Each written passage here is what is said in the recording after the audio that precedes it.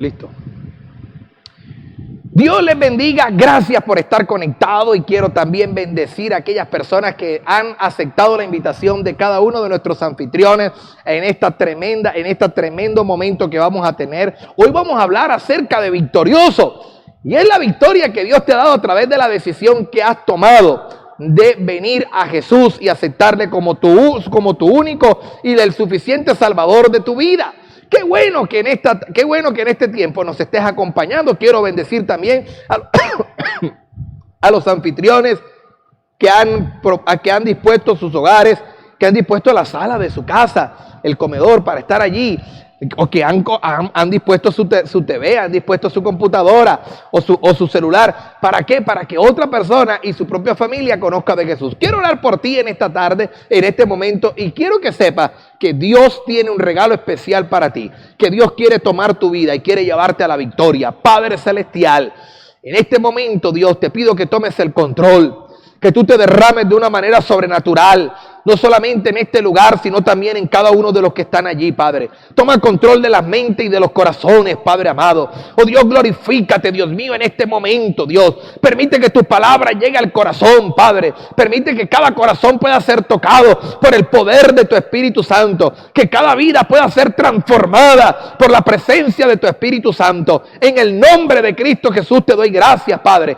porque sé que estás actuando, porque sé que tu mano de poder está allí. Padre, toma el control en este momento, Padre, de cada uno de los elementos, en el nombre de Jesús. Amén y amén. Así que hoy vamos a hablar de victorioso. Y quiero que pienses en aquel atleta que se entrena fuertemente, en aquel atleta que corre toda una maratón solamente por llevarse la medalla. Ese atleta tiene que esforzarse fuertemente. Ese atleta muchas veces va a sufrir. Ese atleta habrán días que no quiere levantarse quizás a salir a correr, a ejercitarse, a practicar. Pero por el hecho de querer llevarse la victoria y ganar aquella medalla, se esfuerza, trabaja, lucha por alcanzarlo. Y de eso se trata la victoria. Pero antes de irnos allá, quiero que contestemos una encuestica rápidamente que está allí al principio de sus cartillas, en sus libros. Y solamente tendrás que colocar falso o verdadero, dependiendo lo que tú sabes del tema. La primera pregunta dice: si somos tentados, ¿pecaremos evidentemente porque somos débiles? ¿Usted qué piensa? ¿Falso o verdadero? Si pecamos y lo confesamos a Dios, Él nos perdonará. ¿Falso o verdadero? ¿Usted qué piensa, estimado amigo? Y la tercera dice: tenemos enemigos espirituales que nos tientan. ¿Qué cree usted? Ahora estábamos diciendo que el corredor tiene que luchar por alcanzar esa victoria, que el corredor tiene que luchar por alcanzar esa carrera. Entonces vámonos a ese primer punto. Vamos a hablar de que lo primero que vamos a encontrar es que hay lucha. Y eso es así. Va a haber una lucha fuerte. La Biblia dice que Dios no es quien tienta. Y eso lo dice Santiago, capítulo 1, versículo 13. Dice la Escritura: cuando alguno es tentado, no diga que es tentado de parte de Dios, porque Dios no puede ser tentado por el mal, ni Él tienta a nadie. Yo quiero que usted se guarde esto en su corazón. Dios no puede ser tentado, pero tampoco Dios es quien manda las tentaciones. Dios no tienta a nadie, así que de ninguna manera usted vaya a creer esto. Entonces, la pregunta es: ¿quiénes son nuestros enemigos espirituales? Pues vayamos allí a Santiago capítulo 4, versículo 4, porque Santiago 4:4 nos va a ilustrar quiénes son nuestros enemigos espirituales, y ahí está el primero. ¡Oh almas adúlteras! ¿No sabéis que la amistad del mundo es enemistad con Dios? Cualquiera pues que quiera ser amigo del mundo se constituye en enemigo de Dios. Así que Santiago está tomando aquí la palabra mundo para referirse a todas aquellas cosas que van en desacuerdo a la voluntad y al propósito de Dios. No como que el ecosistema, no como que la naturaleza, no como que los seres humanos sean malos en sí, sino que aquel que hace las leyes que están determinadas bajo la maldad que hay en el mundo, esa persona se convierte en enemigo de Dios. Así que el mundo es uno de nuestros enemigos. La segunda la vamos a encontrar allá en Gálatas capítulo 5, versículo 16. Gálatas 5:16, quiero que vayas rápidamente y me acompañes allí buscando en tu Biblia antes del libro de Efesios. Allí vas a encontrar el libro de Gálatas en el capítulo 5, versículo 16 dice, digo pues, andad en el Espíritu y no satisfagáis los deseos de la carne, porque los deseos de la carne es contra el Espíritu y el Espíritu es contra la carne, y estos se oponen entre sí para que no hagáis lo que queréis. Nuestra carne tiene deseos, y cuando esos deseos se anteponen a los deseos del Espíritu, entonces nos lleva a hacer lo malo. Así que un enemigo que tenemos es seguir los deseos de nuestra carne. Los deseos de nuestra carne afectan fuertemente nuestra relación con Dios, pero también es un enemigo del cristiano. Así que hemos hablado de dos, el mundo, pero también hemos hablado de los malos deseos de nuestra carne. Déjeme hablarle de un tercero más, y es del diablo, y allí vamos a encontrar en Primera de Pedro, en el capítulo 5, dice San Pedro, en el versículo 8, dice de la siguiente manera, sed sobrios y velad, porque vuestro adversario, el diablo, como león rugiente, anda alrededor buscando a quien devorar. Así que Satanás, el enemigo, Satanás o el diablo también es uno de nuestros enemigos, es uno de nuestros enemigos espirituales. Ahora la pregunta es, ¿cómo debemos nosotros responder a cada enemigo? Pues Romanos capítulo 12, versículo 2 dice, no os conforméis a este siglo, sino renovaos por medio de la renovación de vuestro entendimiento, para que podáis descubrir cuál es la buena y la agradable voluntad perfecta de Dios. Así que aquí hay algo importante, y es tener una renovación en nuestra mente. Es no amoldarnos a lo que el mundo nos coloca, es vivir con base en lo que Dios tiene, renovar nuestra mente. Ahora, el Espíritu de Dios está trabajando con el espíritu del hombre. Cuando Cristo vino a tu vida, el Espíritu de Dios está trabajando contigo. ¿Qué pasa? Que el Espíritu de Dios te está llevando a una renovación constante en tu vida. El Espíritu de Dios está haciendo una transformación. Cuando permitimos de que Él renueve nuestra mentalidad, podemos hacerle frente entonces al mundo.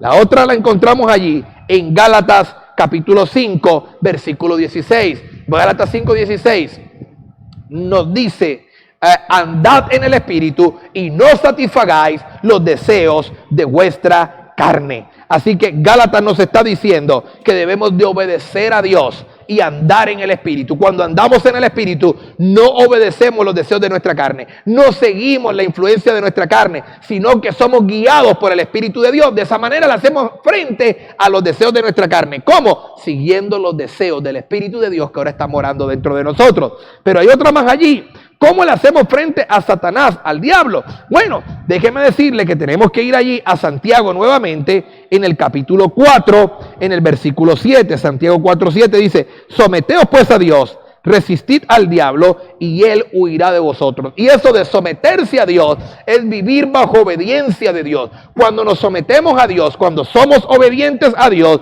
entonces estamos resistiendo al enemigo y ya él no encuentra forma de tentarte o de hacerte daño, y no le queda otra cosa más que huir de tu vida. Someterse a Dios es una tremenda herramienta que nos da el Señor para poder responder ante la tentación del enemigo. Ahora, quisiera profundizar en algo un poco más, y es que todos somos tentados, pero eso no significa que tenemos que caer en pecado. Hay tres cosas que vamos a encontrar en Primera de Corintios, capítulo 10, versículo 13. Quizás usted solo lo va a encontrar allí, pero quiero ahondar un poquito más en el tema antes de seguir adelante con nuestras diapositivas. Ahí en Primera de Corintios, capítulo 10, versículo 13, hay algo importante allí que creo que que hay tres elementos que vamos a ver allí. El verso 13 dice, no nos ha sobrevenido ninguna tentación que no sea humana, pero fiel es Dios, que no os dejará ser tentados más de lo que podéis resistir, sino que dará también juntamente con la tentación la salida para que podáis soportar. Así que vamos a encontrar unos elementos hermosos aquí en este texto de Primera de Corintios capítulo 10 versículo 13, y es que es normal sentir tentación, pero también según Romanos es posible vencerla. Dios pone límites a las tentaciones, así que usted y yo también las podemos resistir. Y lo otro es que ante cada tentación Dios siempre nos va a dar una salida. Así que si hay libertad, sí se puede hacerle frente a cada una de estas cosas. Y usted como cristiano tiene que entenderlo. Vámonos entonces a seguir, y ese es el punto. Hay victoria. Vamos a hablar de que hay victoria. Estimado amigo, además de que hay lucha, y ya identificamos, ojo con esto, identificamos nuestros tres enemigos: el mundo, los deseos de nuestra carne y Satanás, y hemos hablado de cómo hacerle frente. Déjeme decirle que ante esto hay una victoria. Esto no se queda allí. Sí hay victoria en Cristo Jesús. Ahora la pregunta es, ¿quién es mayor? ¿Quién es mayor que Satanás? Vamos a ir a Primera de Juan y dejemos que la Biblia nos responda. Porque hay gente que cree, no, que es que el enemigo, que no puedo. Pero mira lo que dice Primera de Juan. ¿Quién es mayor que Satanás? Primera de Juan, en el capítulo 4, en el versículo 4, nos dice de la siguiente manera: hijitos, vosotros sois de Dios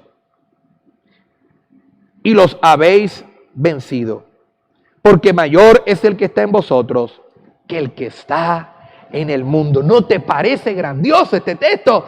La Escritura dice que el que está dentro de ti es mayor. Así que Dios es mayor que el enemigo. Por eso Él te da la victoria. Él es más poderoso. Ahora, ¿quién vive dentro del creyente? Volvamos a 1 Corintios capítulo 3, versículo 16. ¿Quién es el que vive dentro de ti? Tú tienes que saber que dentro de ti hay un ser que está viviendo. Dentro de ti hay una persona que vive y que Él te energiza, que Él te fortalece. Y ahí está, en 1 Corintios capítulo 3. Vamos conmigo allí. Vamos rápidamente conmigo. 1 Corintios en el capítulo 3, versículo 16. Dice la Escritura: ¿no sabéis que sois el templo de Dios y que el Espíritu de Dios mora en vosotros? ¿No te parece grandioso? Dentro de ti habita la deidad. San Pablo nos compara al templo y dice que somos ese templo de Dios y que como templo dentro de nosotros habita la deidad. Dios está contigo, Dios está morando contigo, así que no estás solo, el Espíritu de Dios está contigo. Ahora, ¿quién nos da la victoria? Según 1 Corintios 15, 57, vamos rápidamente a 1 Corintios 15, 57, dice la Escritura: mas gracias sean dadas a Dios, que nos da la victoria por medio de nuestro Señor Jesucristo. ¿Quién nos da la victoria, estimado amigo? La Escritura dice que por medio de nuestro Señor Jesucristo, usted y yo recibimos la victoria. Entonces recapitulemos: Dios es más poderoso que el diablo. Dios es más poderoso que cualquier enemigo espiritual. Segundo, dentro de ti habita el Espíritu de Dios. Y tercero, Dios nos da la victoria a través de nuestro Señor Jesucristo. Dios es quien está con usted. Dios está con el creyente. Él nos da los recursos para vencer en esta lucha. Entonces, para evitar caer en tentación, ¿qué debemos de hacer usted y yo? Porque esa es la pregunta. Pastor, pero ¿cómo hago? Que aunque quiero no puedo. ¿Cómo hago para evitar caer en tentación? Permítame tocar aquí unos 4 tópicos de cómo evitar caer en tentación. Porque según el libro de Salmos, capítulo 119, versículo 11, dice: me habla de buscar a Dios de todo corazón. Buscar a Dios de todo corazón y llevarle a Él en nuestro pensamiento. Tener fidelidad a Dios y a sus enseñanzas. Eso dice Salmo 119, 11. Él nos da la victoria. ¿Cómo? Pero ¿cómo vamos? ¿Cómo nosotros podemos? ¿Qué debemos hacer nosotros? Y es buscar a Dios constantemente. Pero también dice Mateo capítulo 26, versículo 41, dice que no nos durmamos y debemos orar sin cesar. Hay que orar, no descuidarse. Una manera en la que usted y yo evitamos caer en tentación es a través de la oración. No dormirse, no adormitarse. O sea, cuando habla de no dormirnos, nos habla de no descuidar nuestra relación con Dios, no descuidar nuestra comunión con Dios. ¿Y cómo mantenemos esa comunión cuidada, abonada? A través de la oración, para poder resistir la prueba. Pero también vamos a encontrar en Proverbios capítulo 4, versículo 14 al 15, y es no juntarse con los malvados, alejarse de las compañías que dañan. Cuando tú andas con estos tipos de compañías que son malvadas, usted va a terminar en problemas y usted dirá: no, eso no es así, pastor, mira que no. Mira, permíteme contarte rápidamente un testimonio de un muchacho que estaba en un parque sentado. De repente llegó uno de esos amigos con que él andaba en una moto y le dice, hey, brother, ¿qué estás haciendo, bro? Y él le dice, no, aquí viéndome el partidito. Hey, bro, vamos, demos una vuelta. Y él se le ha sabido montar en la moto. Resulta que iban dando la vueltecita y se metieron por un parque. Y el muchacho que iba manejando la moto encontró a alguien que le debía, alguien con el que tenía problemas. Y llegó y sacó un arma y ultimó a ese otro muchacho que estaba allí. Cuando le dispara, el muchacho muere. Pero oye esto, había una patrulla de policía del cuadrante y empezó a perseguirlo. Al otro no le dio tiempo de bajarse, así que la policía los persiguió, rodaron por allá, cayeron y los tomaron presos. Y hoy ese muchacho que no tenía nada que ver con esta muerte está pagando cárcel. ¿Por qué? Estaba en el lugar inapropiado. Muchas veces había sido aconsejado la mamá, mira, no andes con ese muchacho, anda en malas andanzas, a él le gusta lo malo, pero por andar en el lugar. Andar con los malvados, no juntarse con los malvados, alejarse de las malas compañías, porque las malas compañías dañan, destruyen. Es una manera de evitar la tentación.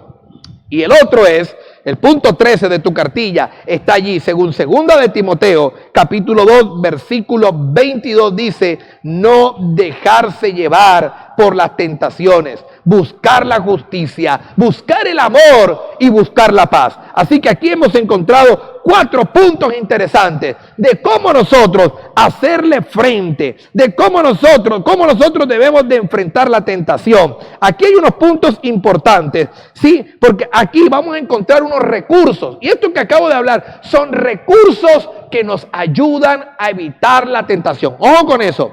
Primeramente hablé de los enemigos espirituales que tenemos. Ahora estoy hablando de los recursos que nos ayudan a enfrentar las tentaciones de la vida. Y hemos podido citar 4 textos bíblicos que nos fortalecen para hacerle frente a las tentaciones de la vida. Pero déjame decirte algo más. Y es que hay perdón. Sí, señor. Hay perdón. Esto no queda allí. Hay perdón. Según 1 de Juan, en el capítulo 1, versículo 8, hay una pregunta aquí. Y la pregunta dice, ¿hay creyentes que nunca pecan? Vamos a ver qué dice 1 de Juan. Vamos a ir a 1 de Juan. A ver si esto es cierto o no. A ver qué nos dice. Porque es que hay gente que tiene conceptos equivocados. Pero dejemos que la Biblia nos diga si es verdad que hay personas que no pecan. Hay creyentes que no pecan. 1 de Juan, capítulo 1, versículo 8 dice, si decimos que no tenemos pecado, nos engañamos a nosotros mismos. Y la verdad no está en nosotros. Mucho cuidado con esto. Ahí está la respuesta, estimado amigo. Eso no es verdad. Ese interrogante, ese planteamiento. Hay creyentes que nunca pecan. Déjeme decirle que la Escritura dice que todos pecan.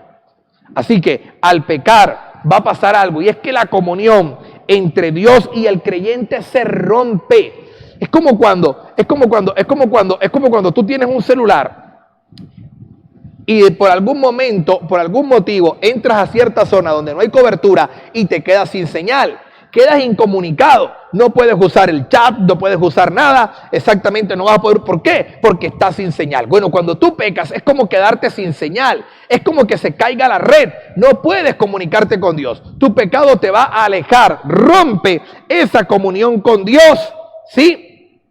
Y Dios no está contento. Y aunque Dios lo sigue amando, Él no va a escuchar tus súplicas mientras usted y yo no confesemos nuestro pecado delante de Dios. El punto 15 entonces nos dice, ¿qué debemos hacer para ser perdonados?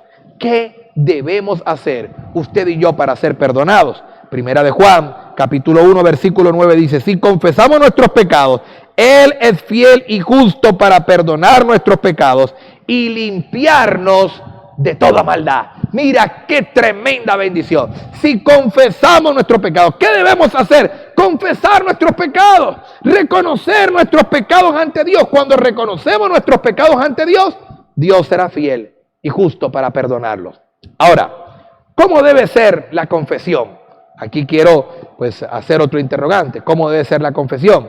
Porque confesar no es solamente decir que pequé. La verdadera confesión va a ser un requerimiento de varias cosas. Y la primera, nuestra confesión tiene que ser sincera.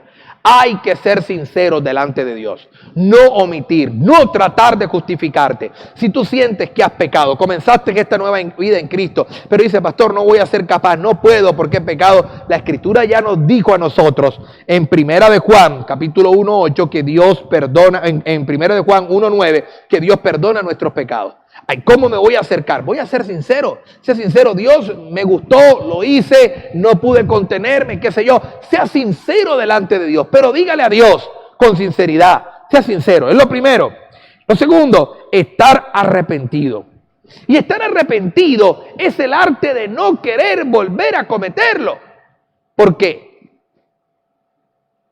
si se vuelve a cometer, no hubo arrepentimiento. Si se vuelve a cometer, estimado amigo, sabe que fue lo que hubo: compungimiento. La gente se compunge, llora, se sintió mal por un momento, pero el arrepentimiento que viene con metanoia habla de un cambio, de una transformación. Es no volverlo a hacer. Ahora, ser específico. Decirle a Dios en qué consistió concretamente tu pecado. Dígaselo a Él.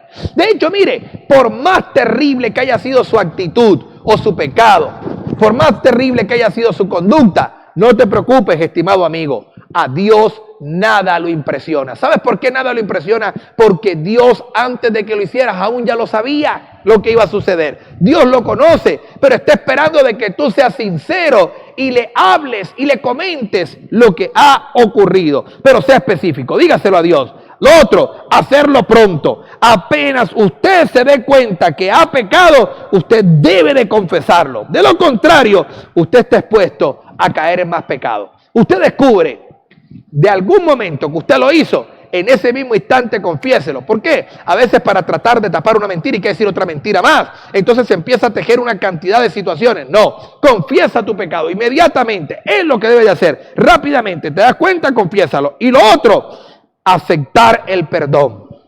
Aceptar el perdón es que no debemos de seguir recriminándonos por pecados que ya confesamos. Si Dios nos ha perdonado, debemos usted y yo de aceptar su perdón.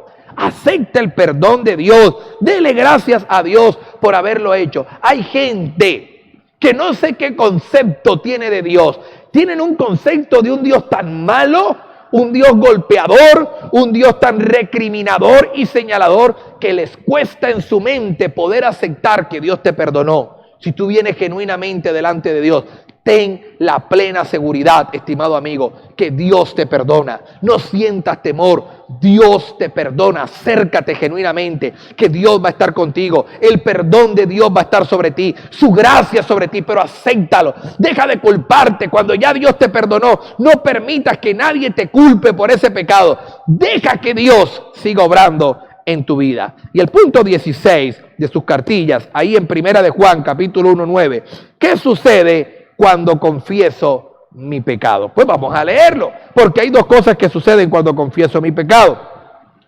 Número 1 dice, si confesamos nuestros pecados, Él es fiel y justo para perdonar nuestros pecados y limpiarnos de toda maldad. Así que lo primero que vamos a encontrar allá es que Dios nos perdona y segundo, que Dios nos limpia de toda maldad. ¿Qué sucede? ¿Qué es lo que ocurre? Cuando usted confiesa tus pecados, Dios te perdona tus pecados. Entiéndelo.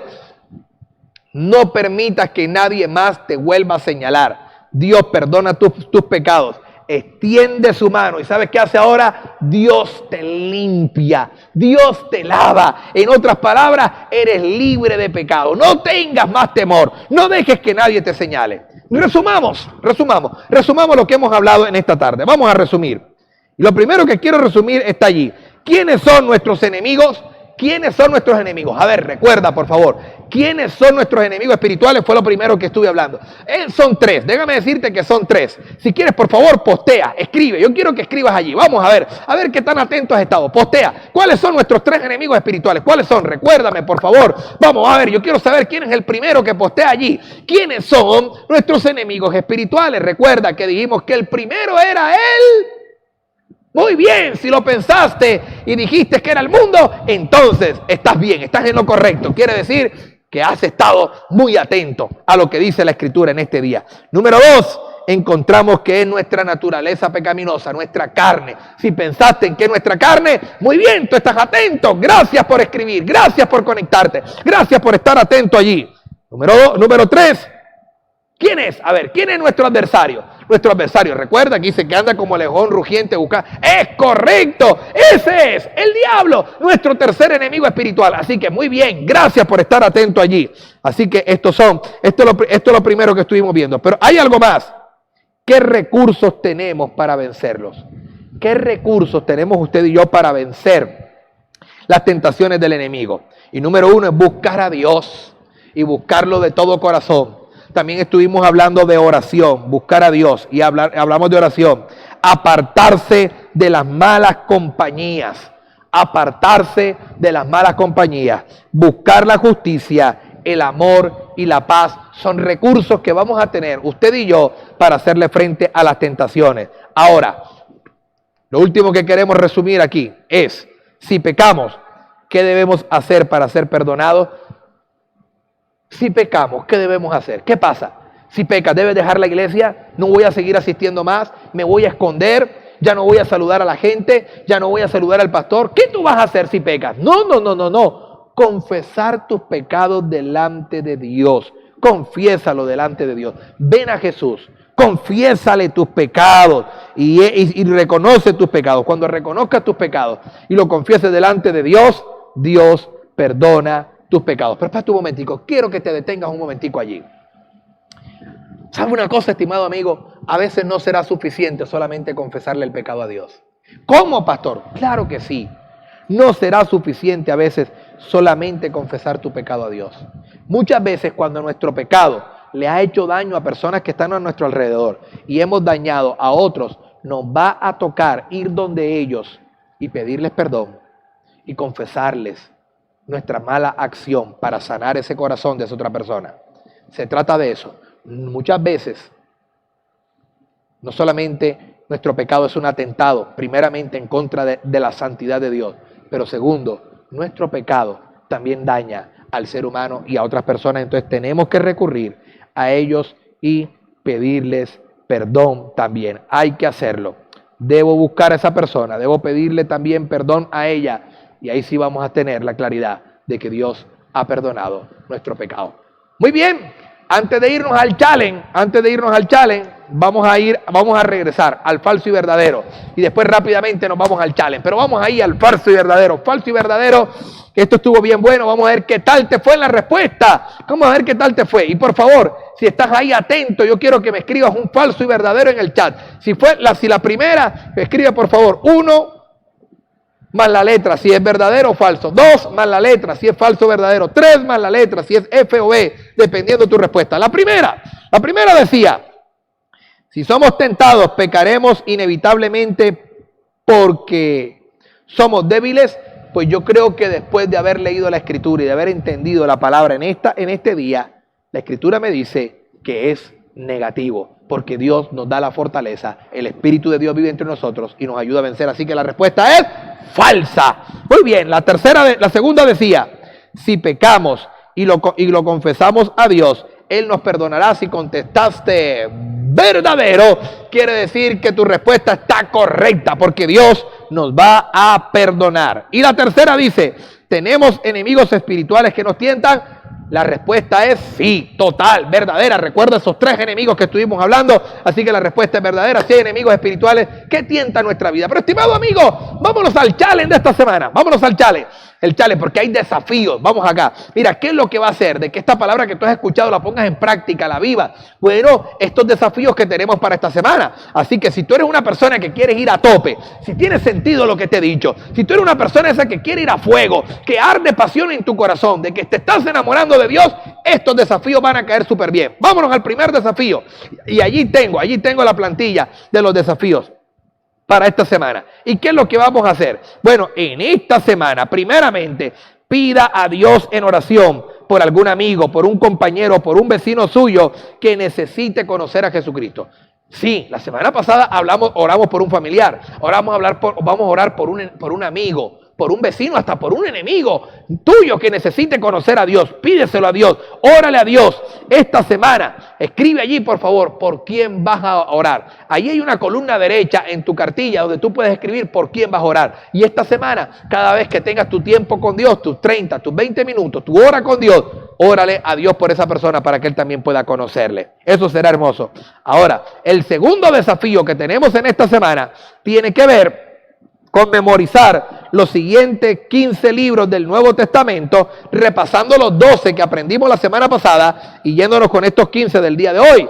Vamos a aprender de memoria en este orden para que aprendas a usar la Biblia sin necesidad de ir al índice. Tú puedes aprendértelo de memoria, de que viene primera y segunda de Tesalonicenses, de que luego viene primera y segunda de Timoteo, Tito, Filimón, Hebreo, Santiago, primera y segunda de Pedro, primera, segunda y tercera de Juan, luego Judas, y vas a encontrar allí Apocalipsis. Qué tremenda, es fácil, vas a aprender a manejar la Biblia, así que cuando te toque manejar la Biblia no vas a estar perdido. Vamos a repasar nuevamente, lo vas a aprender y va a ser de la manera más fácil. Primera y segunda de Tesalonicenses. Primera y segunda de Timoteo, Filimón, Hebreos, Santiago, primera y segunda de Pedro, primera, segunda y tercera de Juan, Judas y Apocalipsis. Y así te has aprendido los libros de la Biblia y te será fácil usar la escritura. Así que yo no quiero que te desanimes, quiero que te mantengas animado. Pero también